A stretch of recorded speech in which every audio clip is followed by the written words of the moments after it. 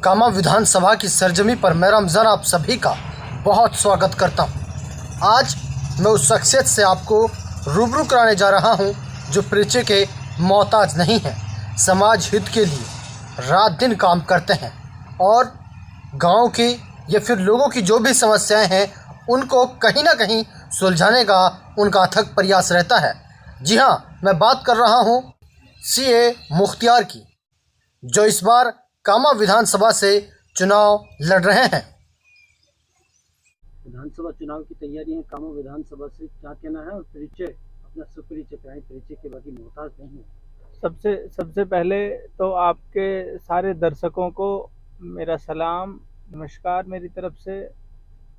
और संक्षिप्त परिचय यही है, कामा विधानसभा से चुनाव लड़ रहे हैं। कामा से सटता हुआ लगता हुआ गांव है मेरा टायड़ा, और प्रोफेशन से सीए हूँ, चार्टर्ड अकाउंटेंट, और इलाके में शिक्षा के क्षेत्र में काम कर रहा हूँ। और अब एक नई राजनीतिक शुरुआत, एक नया राजनीतिक विचार विमर्श इस क्षेत्र में और प्रदेश की राजनीति में हमने शुरू किया है। सर, क्या क्या मुद्दे हैं जिनको लेकर आप चुनाव लड़ रहे हैं? मुद्दे बेसिकली आम जन से जुड़े हुए मुद्दे हैं। जो आम आदमी का एक मुद्दा है, आम आदमी की जो परेशानी है, वो सब परेशानी हमारे चुनाव के मुद्दे रहेंगे, वो सब समस्याएं हमारे चुनाव का मुद्दा रहेंगी। और बेसिकली सिर्फ मुद्दा ही मुद्दा नहीं रहेंगे, उनके पॉसिबल आउटकम्स भी, जो पॉसिबल सॉल्यूशंस हैं उन पे भी काम करने की पूरी कोशिश करेंगे। सर, आपने घाटनी का मामला भी जोर शोर से उठाया, आपके टीम वर्क ने काम किया और मैंने वहाँ पर भी आपसे बातचीत की है। क्या लगता है कि सर न्याय की ठोकरें खानी पड़ती हैं, न्याय नहीं मिलता, जावेद भाई को भी जेल में डाल दिया गया?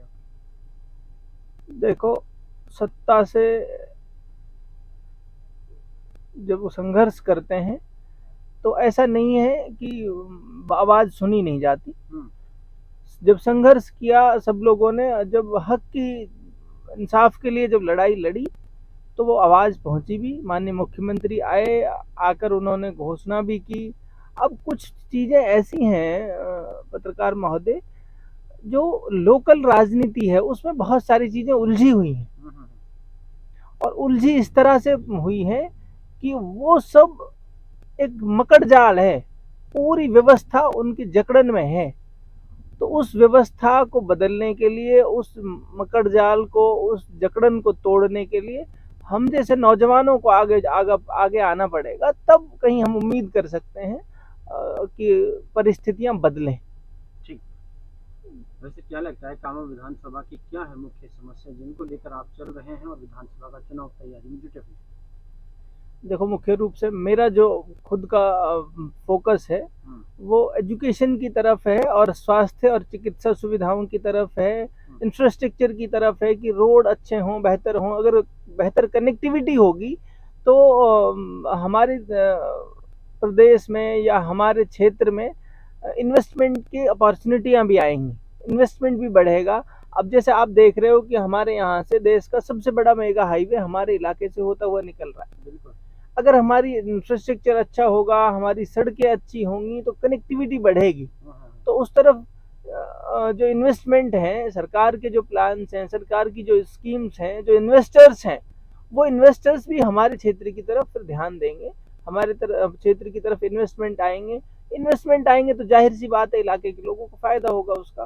तो मेन फोकस यही है कि इंफ्रास्ट्रक्चर, बुनियादी जो इंफ्रास्ट्रक्चर है वो बेहतर हो, और उस इंफ्रास्ट्रक्चर के बेहतर होने के साथ साथ हमारी जो खुद की मेन पावर है, हमारे जो ह्यूमन रिसोर्सेज हैं, वो इस तरह से डेवलप हों, वो इस तरह से तैयार हों कि आने वाले समय में हमारे इलाके के लोगों को इन सब अपॉर्चुनिटियों में हिस्सेदारी मिले।